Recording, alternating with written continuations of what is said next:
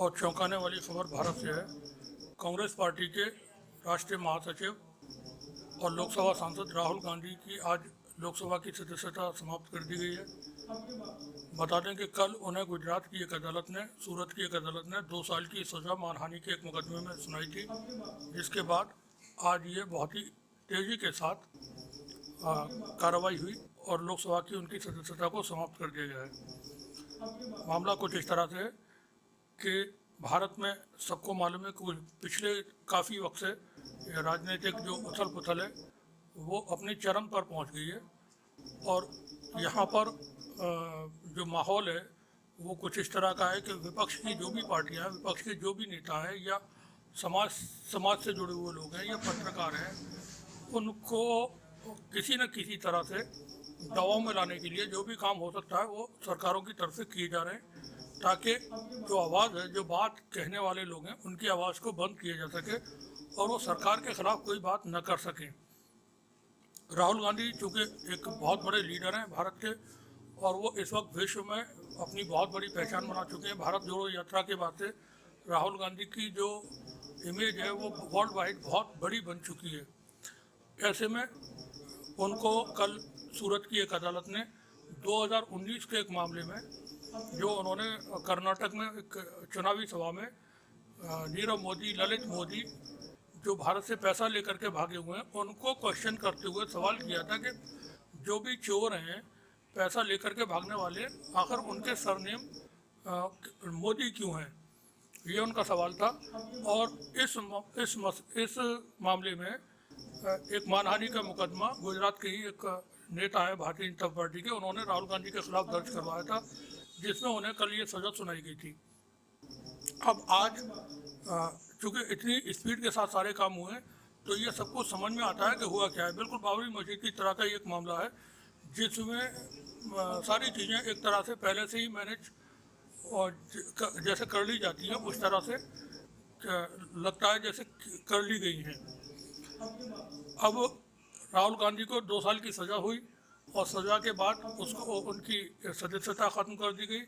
इस पर विशेषज्ञों का कहना है कि दोषी करार दिए जाते ही राहुल गांधी की सदस्यता स्वतः ही आयोग वो एकदम उसी मतलब उनकी मेंबरशिप अपने आप ही ख़त्म हो जाती है और इसको आज फिर लोकसभा ने इस पर अपनी मोहर भी लगा दी है। वहीं कानूनी विशेषज्ञों के मुताबिक भले ही राहुल गांधी को जमानत भी मिल गई है और उन्हें फैसले के खिलाफ अपील करने के लिए 30 दिन की मोहलत भी दी गई है, लेकिन अदालत के फैसले की वजह से उनकी संसद सदस्यता स्वतः आयोग का खतरा पैदा हो गया है। इस बीच कांग्रेस के जो नेता हैं राहुल गांधी के साथ हुई इस घटना पर अब पूरी दुनिया से प्रतिक्रियाएं सामने आ रही हैं। सोशल मीडिया पर भी लोग घटना को लेकर काफ़ी चर्चा कर रहे हैं। लोगों का ये भी आरोप है कि राहुल गांधी ने कैम्ब्रिज यूनिवर्सिटी में जो कहा था वो सच साबित हुआ दिखाई दे रहा है। बता दें कि राहुल गांधी ने कैम्ब्रिज यूनिवर्सिटी में अपने भाषण में भारतीय लोकतंत्र के खतरे में होने की बात कही थी। वहीं लोगों लोग ये भी सवाल पूछ रहे हैं कि ऐसी भी क्या जल्दी थी कि अदालत ने केवल 15 मिनट में अपना फैसला सुना दिया और वहीं संसद सभापति भी राहुल गांधी की बर्खास्तगी का फरमान रखे हुए थे। इस बीच कांग्रेस पार्टी ने इसे राहुल गांधी को संसद के बाहर रखने की कोशिश करार देते हुए बीजेपी पर बदले की राजनीति करने के आरोप लगाए हैं। क्योंकि हम बता चुके हैं कि राहुल गांधी एक बहुत बड़े लीडर इस वक्त भारत के बन चुके हैं और किसी भी तरह से इस वक्त जो उनकी पोजीशन है वो देश में सबसे बड़े लीडर की बन चुकी है। अब मामला क्या था, थोड़ा सा ये भी जानकारी दे दें आपको। जिस मामले में ये राहुल गांधी को सजा हुई है, ये 2019 के लोकसभा चुनाव का मामला है। कर्नाटक के कोलार में एक रैली में राहुल गांधी ने कहा था, कैसे सभी चोरों का उपनाम मोदी है। इसी को लेकर भाजपा गुजरात और भाजपा के पूर्व मंत्री पुनेश मोदी ने राहुल गांधी के खिलाफ मानहानि का मुकदमा दर्ज कराया था।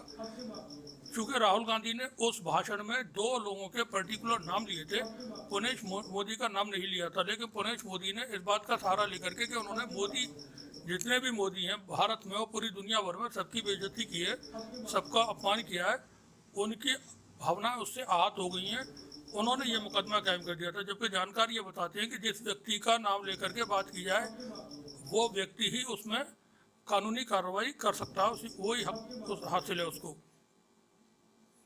तो ये दर्ज करवाया था।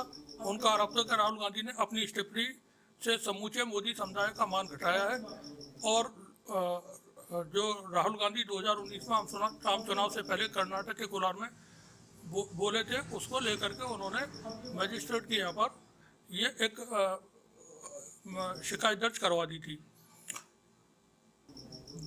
एक दिन पहले उसी मामले में राहुल गांधी को सूरत की अदालत में जजमेंट हुआ।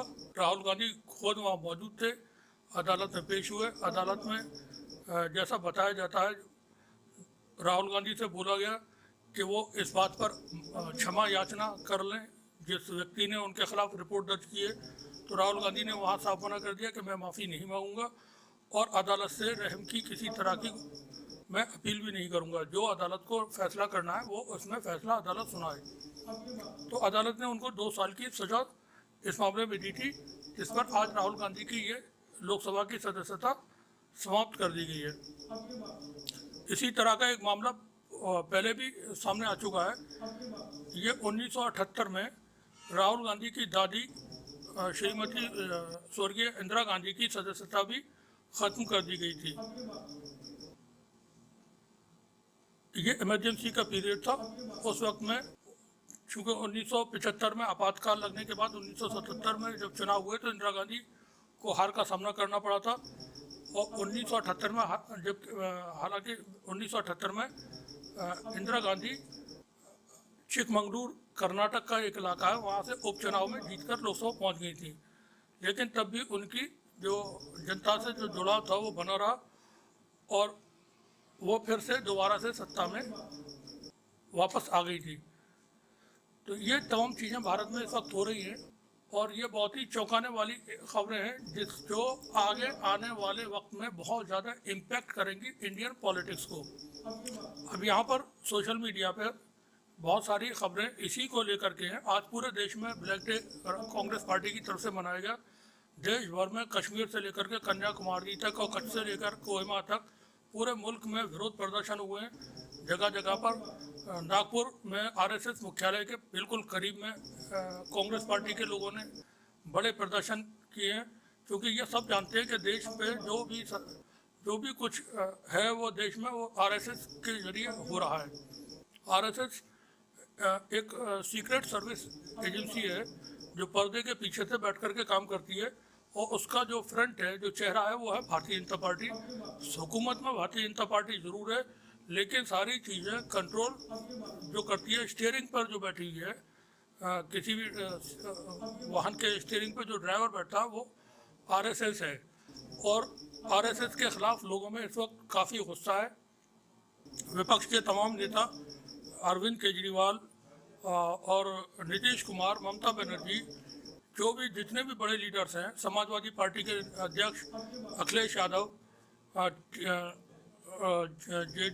जेडीयू के नेता तेजस्वी यादव, सभी लोगों ने इस पर अपनी प्रतिक्रिया दी है। आम लोगों की भी बहुत सारी प्रतिक्रियाएं सोशल मीडिया पर मौजूद हैं। यहाँ पर छत्तीसगढ़ के मुख्यमंत्री हैं भूपेश बघेल, उनका बयान है और ये ANI ने ट्वीट किया हुआ है, हम आपको पढ़कर बताते हैं। राहुल गांधी ने देश की जनता को संदेश दिया है कि डरो मत और उन्हें डराने की कोशिश हो रही है। अडानी की चर्चा से भागने के लिए तमाम प्रकार की कवायद हो रही है। इंदिरा गांधी को भी डराने की कोशिश की थी लेकिन डरा नहीं पाए। राहुल गांधी देश की समस्याओं की आवाज़ बुलंद करते रहेंगे, ये भूपेश बघेल का कहना। वहीं राजस्थान के जो मुख्यमंत्री हैं अशोक गहलोत, उनका भी एक बयान है जो आपको पढ़ के सुनाते हैं। देश के हालात बहुत गंभीर हैं, अगर देशवासी नहीं समझे तो सबको भुगतना पड़ेगा। कांग्रेस पार्टी या राहुल गांधी घबराने वाले नहीं हैं, वे सत्य को ईश्वर मानते हैं। 1 महीने का जब स्टे कर दिया गया था तो क्या ये इंतजार नहीं कर सकते थे? इतनी क्या जल्दी थी? ये बात बोली है राजस्थान के मुख्यमंत्री अशोक गहलोत ने। वहीं अरविंद केजरीवाल, आम आदमी पार्टी के अध्यक्ष और दिल्ली प्रदेश के मुख्यमंत्री, उनका एक बयान है, देश की जनता को आगे आकर इसका मुकाबला करना होगा। अगर देश को बचाना है तो 130 करोड़ लोगों को आगे आना होगा। इससे फर्क नहीं पड़ता कि कौन सी पार्टी सत्ता में आती है, लेकिन जिस तरह से जनतंत्र पर हमला हो रहा है वो सही नहीं है। राहुल गांधी की लोकसभा से अयोग्यता पर ये दिल्ली के जो मुख्यमंत्री हैं अरविंद केजरीवाल, उन्होंने अपना बयान दर्ज कराया है। वहीं बीजेपी की तरफ से भी जो इनके अपने लीडर्स हैं भारतीय जनता पार्टी के, वो इसको सही ठहरा रहे हैं कि जो कुछ हुआ है कानून के तहत हुआ है और ये कुछ भी इसमें गलत नहीं है। जयराम रमेश कांग्रेस पार्टी के एक बड़े लीडर हैं, वो उनका बयान है ये राजनीतिक लड़ाई बरकरार रहेगी, हम पीछे नहीं हटेंगे। राहुल गांधी कोई धमकी से डरने वाले नहीं हैं। प्रधानमंत्री नरेंद्र मोदी डरे हुए हैं, इसलिए वो बार बार राहुल गांधी और अन्य विपक्ष के नेताओं को डराते रहते हैं और धमकियां देते रहते हैं। भारत जोड़ो यात्रा से भाजपा घबराई हुई है।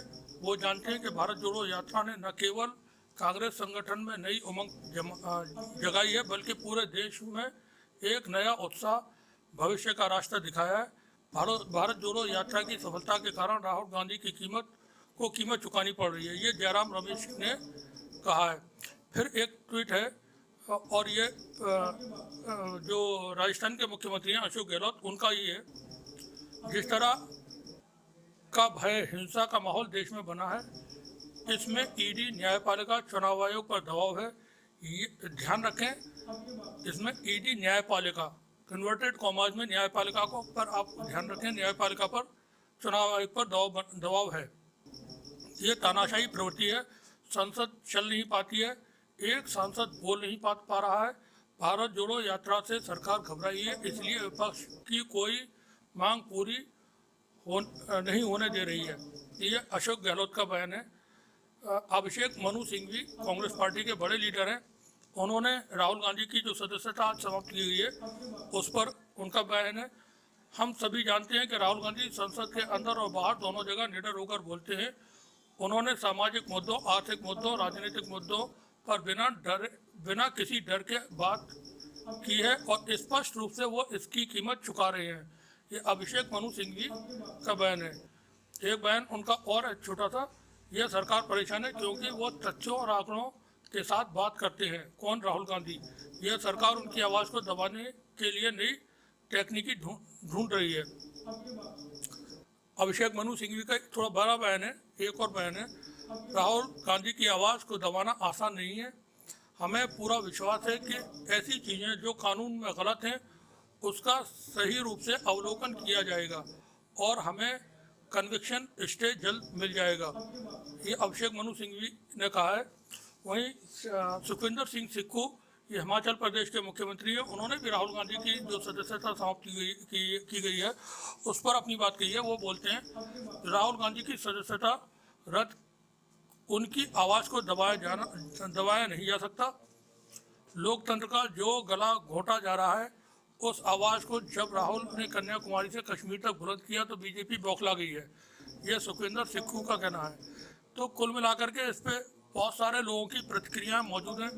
बहुत सारे सोशल मीडिया पर वीडियोज इस वक्त लोगों ने डाले हुए हैं और वो अपनी बात को राहुल गांधी के समर्थन देते हुए नज़र आ रहे हैं, क्योंकि ये सब कुछ जो भी कुछ देश में इस वक्त होता हुआ नज़र आ रहा है वो एक चीज़ें ठीक नहीं है।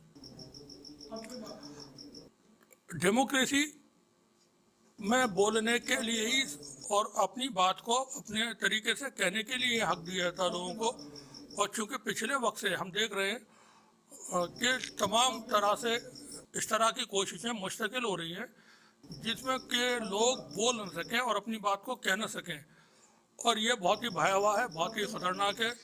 और जनता, चूँकि ये मामला अब जनता की अदालत में जाने वाला है, तो लोगों को इसमें विपक्ष के साथ सड़कों पर उतरना होगा, विपक्षी पार्टियों को सड़कों पे आना होगा। वो अब घरों में नहीं बैठ सकते। 2024 का चुनाव करीब है और 2024 के बाद अगर फिर से, ऐसा सभी मानते हैं कि अगर 2024 में एक बार फिर से सत्ता में भी भारतीय जनता पार्टी रिपीट होती है, वापस आती है, तो फिर तमाम चीज़ें हमेशा के लिए ख़त्म हो जाएंगी। जिसको लोकतंत्र या डेमोक्रेसी या प्रजातंत्र कहा जाता है वो कुछ नहीं बचेगा। फिर यहाँ पर एक अजीब तरह की डेमोक्रेसी होगी, और वो डेमोक्रेसी किस तरह की होगी उसके बारे में अभी कहना भी थोड़ा मुश्किल है। अभी जबकि लोकतंत्र है, संविधान है, कानून है, सुप्रीम कोर्ट है और दूसरी दीगर अदालतें हैं, सब कुछ है, उनके बावजूद लोगों को खामोश कराने के नए नए तरीके, कभी बुलडोज़र, कभी फर्जी मुकदमे। अभी दो दिन पहले दिल्ली के अंदर एक पोस्टर जारी किया गया था, वो बताया जाता आम आदमी पार्टी की तरफ से जारी किया गया था, और वो कुछ इस तरह से था कि मोदी भगाओ देश बचाओ। और उस पोस्टर को लगाने के बाद 138 अलग अलग जगहों पर दिल्ली में एफआईआर दर्ज हो गई। कानून के बड़े जानकार प्रशासनिक अधिकारी टेलीविजन डिबेट में बता रहे हैं कि एक आम आदमी को एक एफआईआर दर्ज कराने में बड़ी मुश्किल होती है। और यहाँ चूंकि सरकार से मामला जुड़ा हुआ था, मोदी हटाओ देश बचाओ का पोस्टर था, तो दिल्ली की पुलिस ने उसमें 138 एफआईआर दर्ज कर ली। तो कुल मिलाकर के ये कि जो कुछ भी है वो सरकार के इर्द गिर्द है, बाकी इस विपक्ष के लिए कोई स्पेस नहीं है। अब राहुल गांधी के साथ जो कुछ आज हुआ है, उनकी सदस्यता जाने के बाद, उस पर आगे क्या कांग्रेस पार्टी और विपक्ष के नेता करते हैं, उनको यूनाइट तो होना पड़ेगा, उसमें कोई दो राय नहीं है, क्योंकि ये बहुत गंभीर मामले हैं। अगर हम एक फहरिस्त बताएं आपको, घोटालों की फहरिस्त है, ये राजेश वाधवान है, DHL के घोटाला एक हुआ था, DHFL, उसमें 34,000 करोड़ रुपए का इन्होंने घोटाला किया था। ऋषि अग्रवाल है, ABG शिपयार्ड में घोटाला हुआ था, इसमें 22,800 करोड़ रुपए का घोटाला था। नितिन संदेशरा का एक बायोटेक का घोटाला था, जिस 16,000 करोड़ रुपए का घोटाला था। मेहुल चौकसी का घोटाला था, ये 13,500 करोड़ रुपए का है। नीरव मोदी का घोटाला ये 3,250 करोड़ रुपए का है। ललित मोदी का घोटाला 1,700 करोड़ रुपए का है। विजय माल्या का जो किंगफिशर घोटाला है 9,900 करोड़ रुपए का है। अमित भटनागर DPIL घोटाला 2,654 करोड़ रुपए का है। विवेक और राहुल कोठारी रोटोमैक घोटाला 14,000 करोड़ रुपए का है। वेणुगोपाल भूत ये वीडियोकॉन का घोटाला 3,200 करोड़ रुपए का है। अब इतने बड़े बड़े घोटाले देश में हुए और ये सभी फरार हो गए देश से, और ये 2014 के बाद से सब फरार हुए, और सरकार बोलती है कि हम काला धन वापस लेकर के आएंगे। तो ना काला धन वापस आ रहा है, ना जनता को नौकरियां मिल रही हैं, ना कोई अस्पताल बन रहे हैं, ना यूनिवर्सिटी बन रहे हैं। या तो भारतीय जनता पार्टी के बड़े बड़े आलीशान 5 स्टार होटल और 7 स्टार होटल टाइप के कार्यालय बने, या जो भी विकास है वो सत्ताधारी पार्टी से जुड़े हुए लोगों का हुआ है। विपक्ष का इसमें विपक्ष को तो पूरी तरह से समाप्ति करने की कोशिशें होती रही हैं। बने रहिए हमारे साथ, देखते रहिए TTN न्यूज़। शुक्रिया आपका। राहुल गांधी जिंदाबाद जिंदाबाद जिंदाबाद, राहुल गांधी जिंदाबाद जिंदाबाद जिंदाबाद। आगे और लड़ाई है, आगे और लड़ाई है। बेईमानों का राज बदल दो, बेईमानों का राज बदल दो। हम तुम्हारे साथ हैं, हम तुम्हारे साथ हैं। नहीं चलेगी, नहीं चलेगी, लोकतंत्र में तानाशाही नहीं। राहुल जी संघर्ष करो, हम तुम्हारे साथ हैं। राहुल जी संघर्ष करो, हम तुम्हारे साथ हैं। राहुल जी आगे बढ़ो, हम तुम्हारे साथ हैं। कांग्रेस पार्टी जिंदाबाद, कांग्रेस पार्टी जिंदाबाद। पार्टी तेरी तानाशाही नहीं चलेगी, नहीं चलेगी। पार्टी तेरी गुंडागर्दी नहीं चलेगी, नहीं चलेगी। राहुल जी आगे बढ़ो, हम तुम्हारे साथ हैं। राहुल जी आगे बढ़ो। सारे लोगों को साथ आना पड़ेगा। ये लड़ाई राहुल गांधी की लड़ाई नहीं है, ये लड़ाई कांग्रेस की लड़ाई नहीं है, ये लड़ाई इस देश को बचाने की लड़ाई है। एक तानाशाह से, एक कम पढ़े लिखे व्यक्ति से, एक अहंकारी व्यक्ति से इस देश को बचाने की लड़ाई है। Thank you.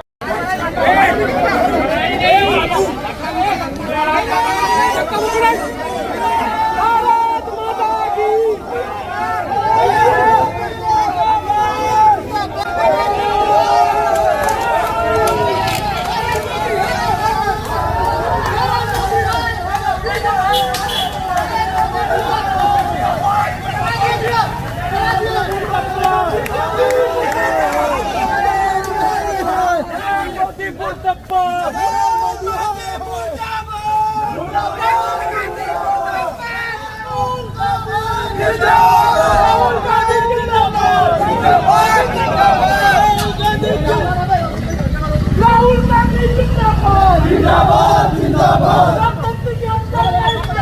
जिंदाबाद